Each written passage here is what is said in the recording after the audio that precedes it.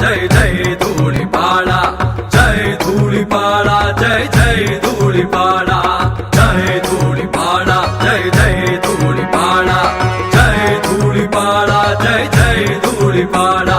जागधन्न पुरिटिगड्ड పొన్నూరు పులిబిడ్డ జయ జయ హో ధూళిపాడ, వీరయ్యకు వారసుడు ధూళిపాడ నరేంద్రుడు, జయం నీకే నరేంద్రుడా। జయ ధూళిపాడ, జయ జయ ధూళిపాడ, జయ ధూళిపాడ, జయ జయ ధూళిపాడ। ఇక్కడికి వచ్చినప్పుడు మన కాలనీ వాసులు గతంలో కూడా మనం కొన్ని సిమెంట్ రోడ్లు వేసాం, మనం ఉన్నప్పుడు కూడా చిన్న అభివృద్ధి కార్యక్రమాలు చేయటం జరిగింది।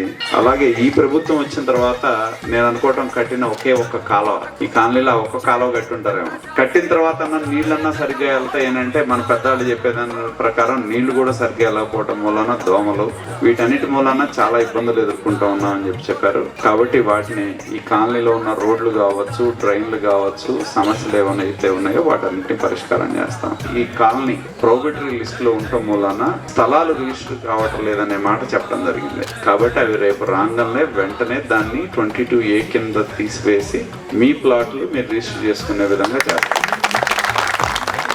అదే విధంగా ప్రధానమైంది ఇక్కడ అందరూ చెప్పినప్పుడు ఈ స్థలం, ఇది 2009 నేను అప్పుడే ఫస్ట్ ఎమ్మెల్యే ఈ పెదకాకాని మండలం మా పొన్నూరులో కలిసింది 2009లో కలిసినప్పుడు అప్పుడు ఒక ఎంఆర్ఓ ఉండేవాడు వెంకటాచార్య అని, ఆయన పేరు నాకు బాగా గుర్తు। అరాచకాలు ఏవైతే ఉన్నాయో అవన్నీ చేసింది ఆ వెంకటాచార్య। ఇది కమ్యూనిటీ సైట్, కమ్యూనిటీ సైట్ లో పట్టాలు ఇచ్చారు, అది నేను తీసుకున్నానా ఇంకోళ్ళు తీసుకున్నారో అప్రస్తుతం। కమ్యూనిటీ సైట్ మీద పట్టాలు ఇస్తే దాని మీద యుద్ధం చేస్తే ఇంతవరకు కూడా పరిష్కారం కాదు, ఎందుకంటే కోర్టుకి వెళ్ళటం వల్ల కానీ దేనే కానీ ఇందాక కూడా మన వాళ్ళు చెప్తున్నారు ఇన్ని సంవత్సరాలు వాళ్ళు పోరాటం చేసినా కూడా చివరికి మళ్ళీ ఈ మధ్యన కోర్టుకు వెళ్ళారు అన్నట్టు చెప్తున్నారు। దాన్ని ఏంటో చూద్దాం, గవర్నమెంట్ వచ్చిన తర్వాత ప్రభుత్వ పరంగా అవసరం అయితే కోర్టులో ప్రభుత్వ తరఫున ఒక అఫిడవిట్ వేయించో మాట్లాడో దాన్ని కోర్టు పరంగా చేయాల్సిన అంశం కాబట్టి దాన్ని త్వరితగతిన పరిష్కారం చేసి ఈ సైట్ ని కాలనీకి కమ్యూనిటీ అవసరాలకు ఇచ్చే విధంగా చేద్దాం।